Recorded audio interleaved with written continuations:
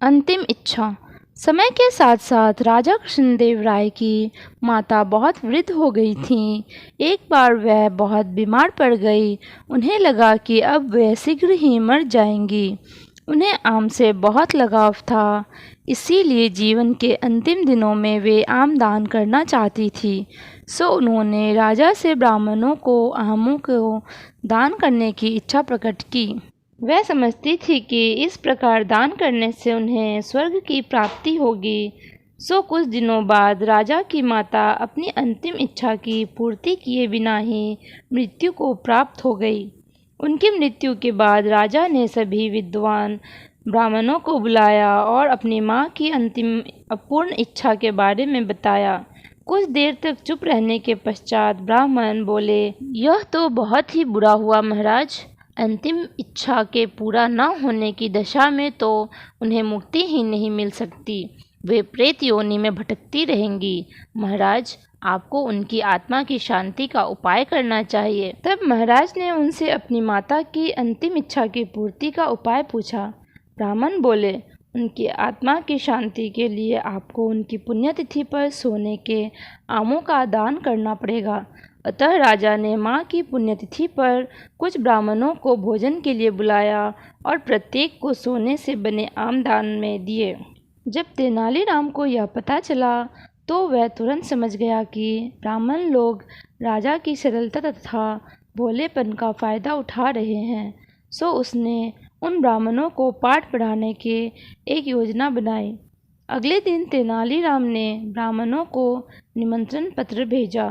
उसमें लिखा था कि तेनालीराम भी अपनी माता की पुण्यतिथि पर दान करना चाहता है, क्योंकि वह भी अपनी एक अधूरी इच्छा लेकर मरी थी। जब से उसे पता चला है कि उसकी माँ की अंतिम इच्छा पूरी न होने के कारण प्रेत योनि में भटक रही होंगी, वह बहुत ही दुखी हुआ और चाहता है कि जल्दी उसकी माँ की आत्मा को शांति मिले। ब्राह्मणों ने सोचा कि तेनालीराम के घर से भी बहुत अधिक दान मिलेगा, क्योंकि वह शाही विदूषक है।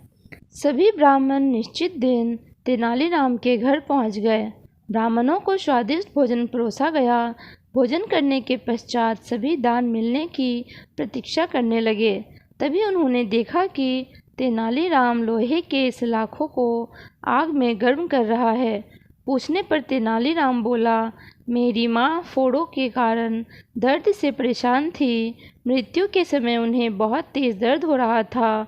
इससे पहले कि मैं गर्म सलाखों से उनकी सिकाई करता, वह मर चुकी थी। अब उनकी आत्मा की शांति के लिए मुझे आपके साथ वैसा ही करना पड़ेगा जैसी कि उनकी अंतिम इच्छा थी। यह सुनकर ब्राह्मण बौखला गए। वे वहां से तुरंत चले जाना चाहते थे। वे गुस्से में तेनालीराम से बोले कि हमें गर्म सलाखों से दागने पर तुम्हारी माँ की आत्मा को शांति मिलेगी। नहीं महाशय, मैं झूठ नहीं बोल रहा। यदि सोने के आम दान में देने से महाराज की माँ की आत्मा को स्वर्ग में शांति मिल सकती है, तो मैं अपनी माँ की अंतिम इच्छा क्यों नहीं पूरा कर सकता। यह सुनते ही सभी ब्राह्मण समझ गए कि तेनालीराम क्या कहना चाहता है। वह बोले, तेनालीराम, हमें क्षमा करो, हम वे सोने के आम तुम्हें दे देते हैं, बस तुम हमें जाने दो। तेनालीराम ने सोने के आम लेकर ब्राह्मणों को जाने दिया, परंतु एक लालची ब्राह्मण ने सारी बात राजा को जाकर बता दी। यह सुनकर राजा क्रोधित हो गए और उन्होंने तेनालीराम को बुलाया। वे बोले, तेनालीराम, यदि तुम्हें सोने के आम चाहिए थे तो मुझसे मांग लेते। तुम इतने लालची कैसे हो गए कि तुमने ब्राह्मणों से सोने का आम ले लिए।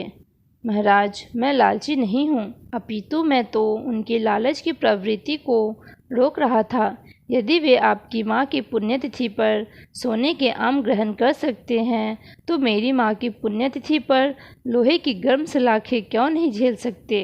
राजा तेनालीराम की बातों का अर्थ समझ गए। उन्होंने ब्राह्मणों को बुलाया और उन्हें भविष्य में लालच त्यागने को कहा।